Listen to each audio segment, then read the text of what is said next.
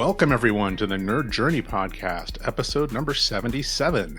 We're joining you every week to talk IT career progression and bring you the advice we wish we'd been given earlier on in our careers. I'm your host, John White, at BJourneyman on Twitter, joined by my co-host, Nick Cordy, at NetworkNerd_. Hey, Nick, how's it going? Doing great, John. We are both pre-sales technical engineers with backgrounds in IT operations, and some of us heavily caffeinated. We hope our career discussions will be vendor neutral, relevant across disciplines, and remain timeless. If you're enjoying our content, please drop us a positive review on Apple Podcasts or wherever you subscribe. And if you want to get in touch with us, tweet or DM at Nerd Journey. Ultimately, we're just two nerds on a journey. A journey to virtual enlightenment. So let's take a trip. Great, Nick. So this is the second half of our interview with Josh Fidel. Actually, John, this is part 2 of the first Nerd Journey trilogy interview. Ooh. Yeah. So more goodness to come next week. But actually, this week, we get to hear from Josh about his stint at VMware as a vSAN specialist. And he actually talks about how his scope and sphere of accountability changes as he moved from one segment to another to work with the biggest customers in VMware's account sets. I just found it to be a very interesting transition for him, and some of the challenges get highlighted very well.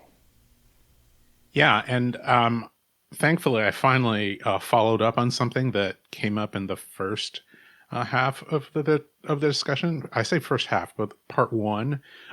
Josh mentioned back in part 1 that he actually did some job hunting back during the Great Recession, 2008, 2009, 2010. So we circled back and asked him about that process and if he has any tips for people that would be appropriate if they are looking to change jobs or are job hunting right now when we find ourselves in a time of economic uncertainty. So with that, part 2 of 3 of our interview with Josh Fidel.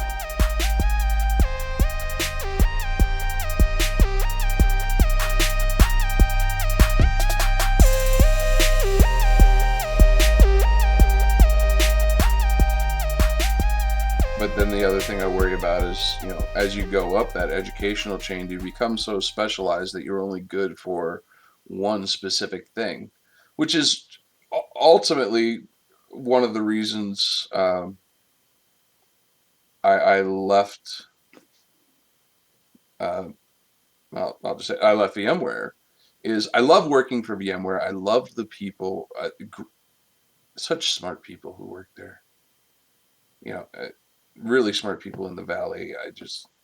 I'm impressed with all of them, honestly. There were some who had character flaws, which got under my skin a little bit, but I have so many character flaws that who am I to judge? So, but one of the reasons I left the vendor is, Mr. Customer, you have a problem and I have this hammer right here, and this hammer will solve all your problems. And, maybe the customer needed a screwdriver. They didn't need a hammer. Maybe they needed something else.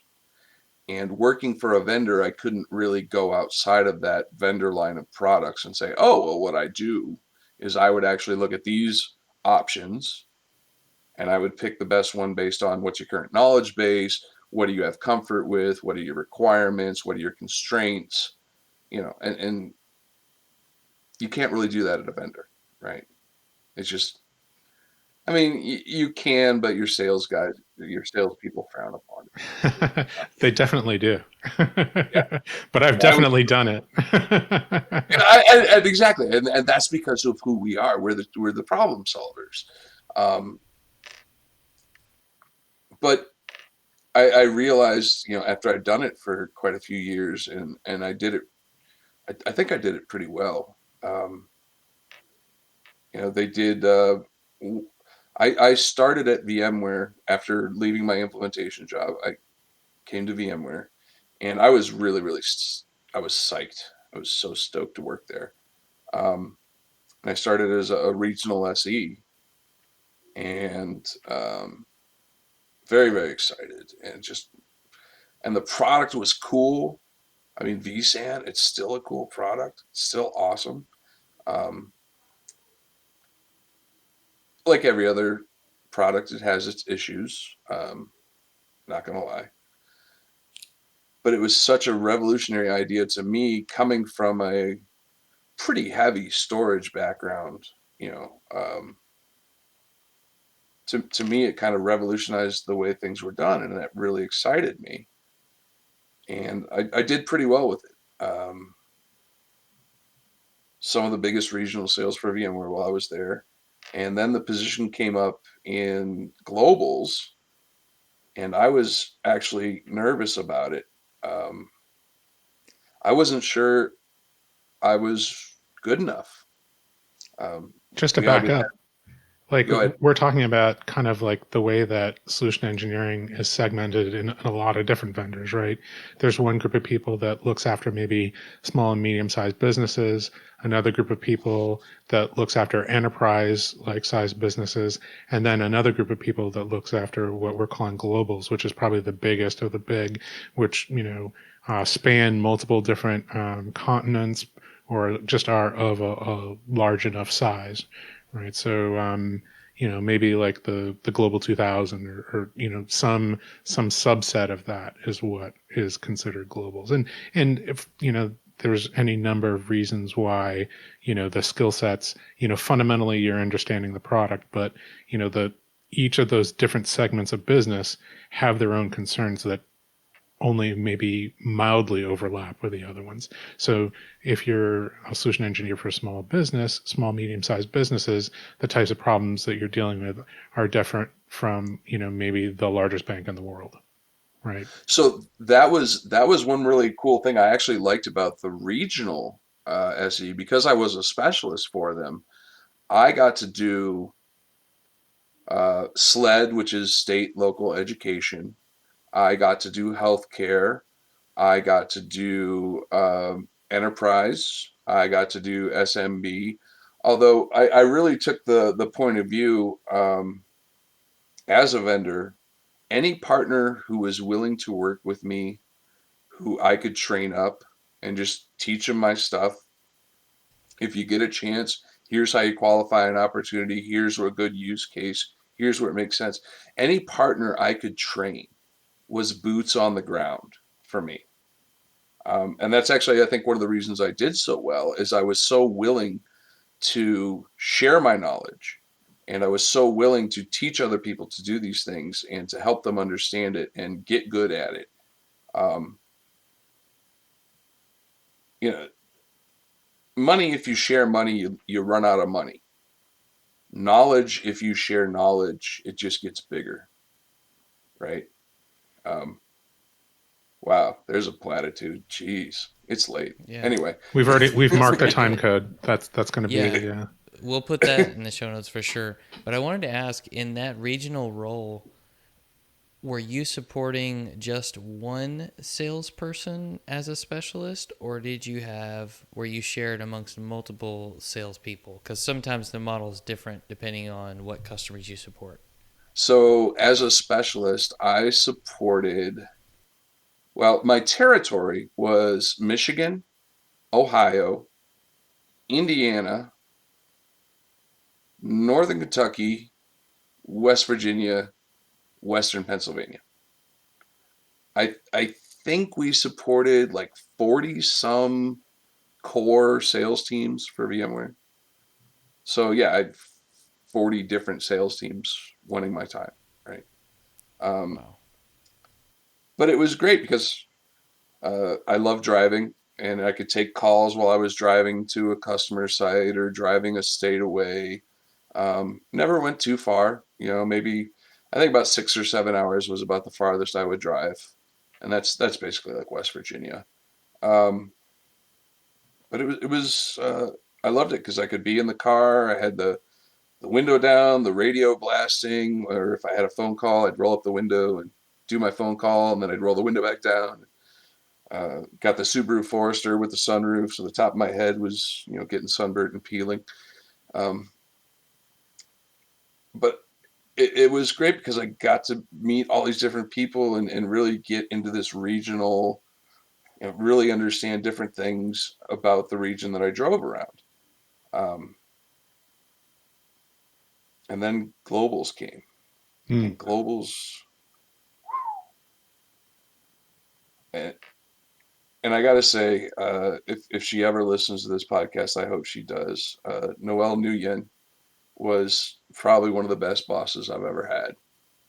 Uh, I said, look, this position came open, and I really want to throw my hat in the ring, but man, we're talking like the biggest of the big, you know. Uh, Detroit, if you know the big companies in Detroit, can't Sure. say who they are. They make things out of metal and rubber. Um, that was in my purview. I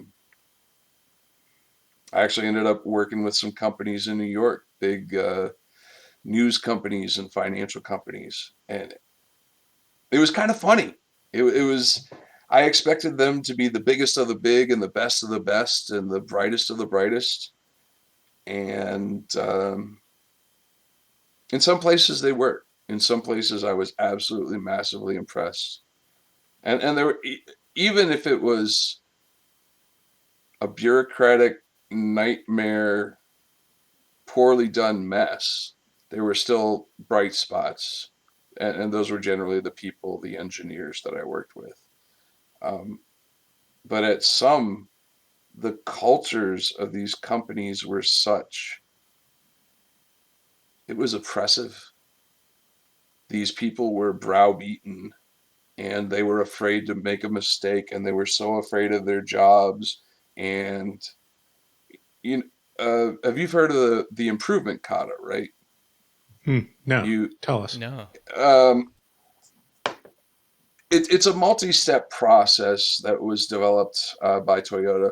But one of the things you have to do is you have to do experiments, and you have to be willing to fail because even if you do an experiment and you fail, you've learned something. And these large companies would not do that. There is no failure in our company. Failure is anathema. Well, do you do all your testing in production too? Really? You don't have a lab? I mean, that's why you have labs, is so you can test things and try new things and not affect production. Um, but then you have these companies, lab, why would we spend extra money on a lab? We're fine. But then they'd crash production a couple weeks later. And what was it? Oh, it was an update somebody applied. Well, why didn't you test that in the lab? What lab? We don't have a lab. You see the problem, right? Sure. Yeah. Um, and generally, any engineer you ask, I would love to have a lab, or yeah, I have a lab. I love my lab. Um, but you talk to managers, directors, executives, and it's to them, it's just another cost. Hmm. They don't see the benefit necessarily. And making that argument for a lab, that's something every engineer should be able to do. Every engineer should be. Let's look at our past downtimes and what happens and how that could have been mitigated if I had a lab. This downtime cost us X amount of dollars. If I had a lab that I spent Y dollars on, it would have saved us a difference of whatever, right? Um, Z. yeah. And don't be afraid to be an advocate for yourself. Uh, I mean, if someone's going to tell you no, okay, they're going to tell you no. And once you get to a certain point in your career, and I've finally reached this point, um, you lose the fear. Hmm. You get good enough at something, you become well known enough for something in your community, be it local, geographic, statewide, national, whatever the case may be. You won't have to worry about a job. Got it. So you'll never have to worry about having a job because you've built your brand. Absolutely. And It's interesting because now we're seeing, prior to the virus, people were very geographically centered. If they lived in a city, they should get a job in that city, and there's only so many jobs. So it's harder. You have more to worry about. If you lose your job, you not might not find another job in that geographic area. But now with what's going on, people are realizing, hold on, I can do this job anywhere, provided I have the network connectivity I need. Um, I think that's going to be very liberating for a lot of people. I think there's a certain category of jobs that can be done from home, and if they can be done from home, then that means they can be done remotely. There's people whose jobs can't, don't work that way. I think in the technology industry, we are very blessed that way. But I mean, I'm sure, like, do paralegals really need to be in the office? Do lawyers need to be, in the office, or can some Do of that stuff? do Yeah, accountants need to be in office, or do they just need to have good bandwidth, video conferencing, and spreadsheets available? I don't know. right. Um, People are finding a way to make it work now. Some people are and some people aren't. And maybe, within industries, the companies that haven't invested in that stuff, might not survive, or will be gobbled up by the companies who have figured out about, a way to make it work. It's an interesting choke point. Actually, that brings me back to I don't want to forget about this. You mentioned having to find a new job in a time of economic uncertainty when you lost your job back in 2007, 2008. Um, anything that you've learned, from that experience that you think maybe applies to some people now? I know building your brand is something that you've mentioned so that you have enough of a name in your industry so that people will want to employ you. But back then, you didn't necessarily have that brand, right? Or it was on a much no, I smaller did not. scale. It was on a much smaller scale. Um, and part of the reason I went inside during the economic downturn, the company I was working for had just closed. I had a very young child. I needed to provide stability. Um, Even in economic downturns, people need health care. People need food. Um, I wasn't going back to waiting tables, which I, you know, did many, many, many moons ago. So go into healthcare. Um, and yeah, was lucky enough to find a job at a hospital during the downturn. And I would, I did that because I had to be conservative. I had to hedge my bets.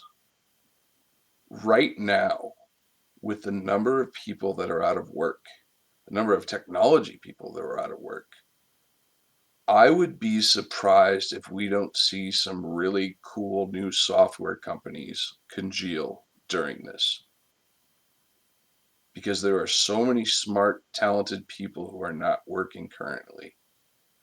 I would hope that they would get together, find each other. That's why on Twitter, I will, any person asking for a job or any person who says, "Hey, I'm hiring for a job," I will retweet that in a second. Um, Now, caveat: I'm not vetting that person. Right, I'm not vouching for them. right. Um, but I want people to know, hey, we are job seekers. Hey, we are job finders, and maybe, I know enough people in the industry now that maybe I can find something for somebody. Um, It is it was it, interesting. it is it was so beautiful. Just the other day, a guy who's what is he? I think he's a vice president. He might be a vice president or a chief field technical officer or something. He's relatively high place at a vendor. He had a question about another software product that sat on top of his product. And he just put out a tweet. He said, "Hey, does anybody know how to do this thing?" And I saw the tweet and I said, "Actually, I know somebody who works at that software company. Let me ping him." So I retweeted it and said, maybe such and such a dude knows. And this dude chimed in. He's like, "No, I don't actually know, but here's the people you should ask." And within like 15 minutes, the guy had an answer. Boom, like that. And he's in New Zealand. The person I pinged, I think, is in Washington. The guy who answered was there was some guy in Germany who answered. I mean, it's amazing. We have this connectivity. We have this connections. I mean, if there's one thing I can tell people, it's write some blogs and get on some. Twitter seems to be where most of the tech heads congregate. Um, I don't know. Maybe it's the format or something. Uh, It's it's interesting. So I can see that, and I can also see to your former point, your previous point, um, that if you make those connections, and then the only reason why you aren't starting your own company is the fear of the lack of stability, but then we're faced with this crunch, and you don't have any stability, and maybe you've lost your job, you know, and this is the opportunity to pursue that. I think maybe there are people out there who, now that they've been faced with their greatest fear, and the reason why they didn't get out of their job originally was, wow, I need those benefits. Okay, all that stuff is taken away. Like, now what's the reason why you haven't started this interesting company that you've had, or well, product that you've had? there's still a danger right now because people still need money and nobody wants to starve. Yep. So people are going to try to find something safe. They're going to try to find something comfortable. That's why I like and I don't endorse any political candidate really. Um, they're all terrible. But anyway, uh, but the idea of universal basic income to keep people safe in times of turmoil. I mean, look at the massive cluster that unemployment is in this country. Look at the massive cluster that the stimulus check uh, has been, right? Look at the fact that Mnuchin said, $1,200 should get you through 10 weeks. Bro, that's, yeah. $120 a week. Yeah, no. My kids eat that in fruits and vegetables in like a week, Sure. um, which is good because I want them to be healthy and fruits and vegetables are important. But But it's not rent, and it's not healthcare, and it's not it's not a insurance. mortgage. Yeah. It's sure not Cobra, Hmm. right? Which, okay, maybe we do need some sort of, universal health care. I don't know. Medicare for all, something. Um, the fear coursing through people when they thought, oh my God, if I get COVID and, I'm going to go even more into debt than I'm already going to, I just lost my job. I'm going to get sick. I'm going to go more into debt.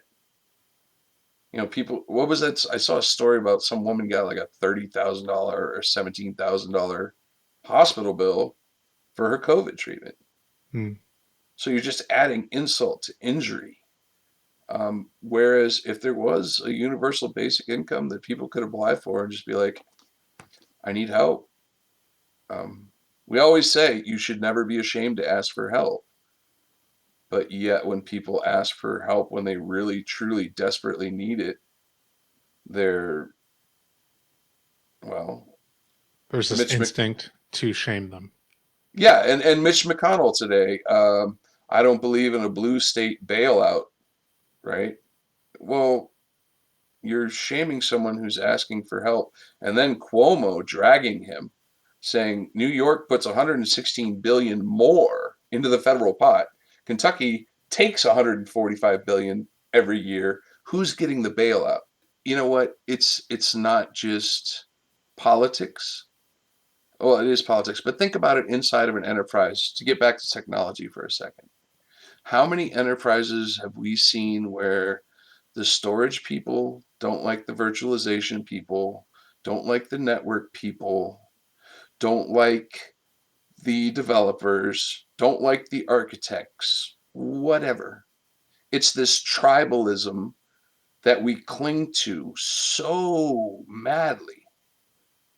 Whereas I've realized, if I talk to everybody and I interact with everybody and we have open lines of honest, transparent communication, and we're just like, look, I'm not trying to play games. I just want to do this thing. Do you think this thing is good? Can you help me? Um, yeah, sometimes it gets thrown back in your face. Absolutely.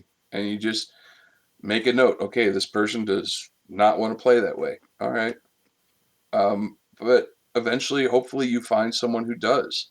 Maybe there's a storage guy who'll actually sit down and talk to you and help you troubleshoot something in the virtualization layer. Um,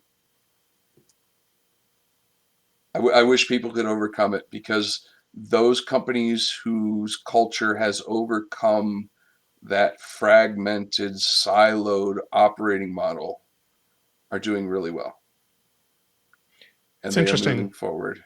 Yeah, I think it seems to me that what you're doing is pointing out that if our instinct is to be fractured and to be oppositional, then that's our reaction to everything. And when we're faced with a true crisis, be it political or health or in our businesses, then our reaction is to, again, if we are oppositional, then we turn inwards and start pointing fingers at each other instead of like all pulling together to solve the actual problem, which is, I mean, if you're in a business situation, and you just have siloed teams start blaming each other instead of working together to solve like what is like, can be viewed as an outside problem.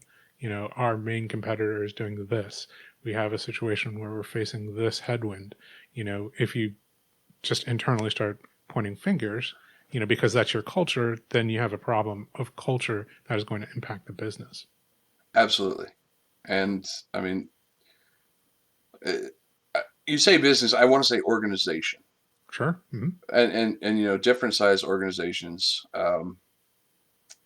Here's one for you. Actually, this has just happened over the last 2 weeks. I've been working with a customer of mine, and they have a database issue. And this database has crashed a couple times and has taken down their production line of business. That's huge. That costs money. And the software vendor is pointing fingers at the virtualization layer vendor, who is pointing fingers at the virtualized OS layer, who is pointing fingers at the storage layer. And none of these vendors want to take any accountability, any responsibility. And it was so bad that the company finally came to us, and I'm actually doing this, I'm building goodwill. I'm doing this off the clock. I'm doing this, separately from my regular business with this customer, because I care about this customer. I want this customer to succeed. And I had to get on this call and say, okay, here's what we know. And I laid out all the facts, right? We whittled through all of these problems, and we actually talked, and we were open, and we were transparent. Well, this is how this does this. So this is affecting this. And we connected the dots, and we finally figured out, and right now we got to get the right person from the virtualized OS team to talk to us, because it's so deep inside the virtualized OS where we've narrowed the problem to. We need a specialist for this.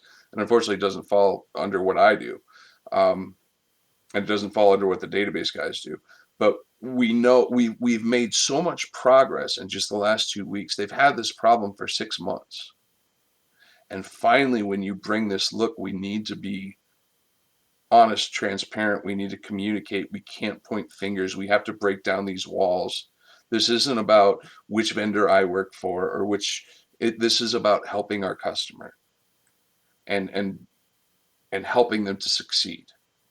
Finally, we've started to make progress, and we're so close, so close. But once we get the specialist we need, I think we'll finally solve this issue. But for 6 months, they've been banging on it. And only till I got on the calls and changed the culture of these calls and just said, look, it's about data. It's about facts. It's not about politics. It's not about whose fault. It's not about any of that. It's about just fixing it. Progress was made, right? All Now, it I takes don't is know how, communication, huh? yeah, something, or maybe just transcending all of it and just being like, look, let's fight about that stuff when there's not a crisis. Right now, there's a crisis. Let's solve it.